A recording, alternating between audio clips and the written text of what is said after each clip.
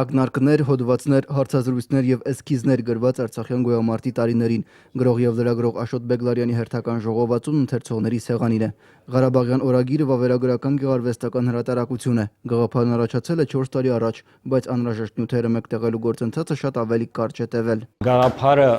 ծագել է մեր ու Աննա Գիվարգիզյան Մոսկվայի ժամ հանդեսի գլխավոր խմբագրի համագործության ընթացքում Արմեն Հովանեսյանը, որը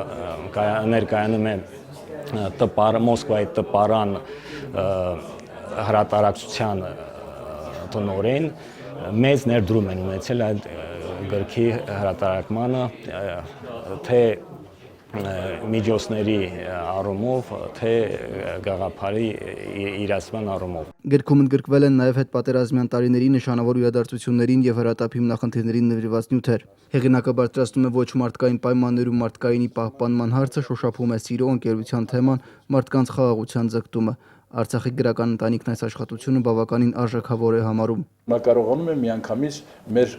Արցախ աշխարհի ձայնը լսելի դարձնել ամբողջ աշխարհում։ Մենք թարգմանությամբ ենք ներկայանում։ Աշոտը միանգամից ռուսերեն է ներկայանում։ Այս պարագայում Արցախի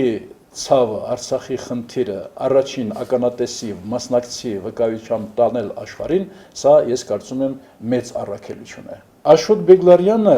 այն հեղինակն է, որ անմիջապես պատերազմի դաշտից,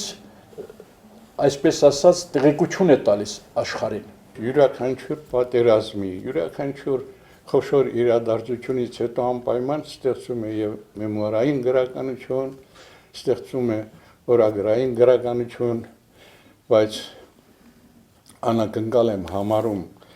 այն բանի շնորհիվ, որ Աշոտի յուրաքանչյուր նույնիսկ ինֆորմացիա ընթերցում է մեծ հետաքրքրությամբ։ Այնտեղ տեսնում ես արցախցուն, տեսնում ես հայ մարդուն, այնտեղ տեսնում ես ազատության համար իր գլուխը զոհասեղանին դրած հայ երիտասարդին, այնտեղ տեսնում ես հոր եւ որդու միասնական պայքարին։ Ղարաբաղյան օրագիրը ժամ ամսագրի գրական մատենաշարի առաջին ժողովածուն է։ Այն լույս է տեսել մոսկովյան տպարան հրատարակչությունում ժամ ամսագրի պատվերով։ Գիրքը հագեցած է պատկերազարդումներով։ Ընդգրկված են հոդվածներ, որոնք ես գրել եմ աշխատելով Գոլոս Արմենի Երևանյան Գոլոս Արմենի թերթում որպես սեփական թղթակից Լեռնային Ղարաբաղում։ Դա հիմնականում ռազմաճակատային նյութեր են, բայց բացի այդ նյութերից գրքում նաև տեղ են գտել հոդվածներ, ասենք այս վերջին շրջանի հոդվածներ, ինչի համար, որպեսզի ընթերցողը հնարավորություն ունենա համեմատել,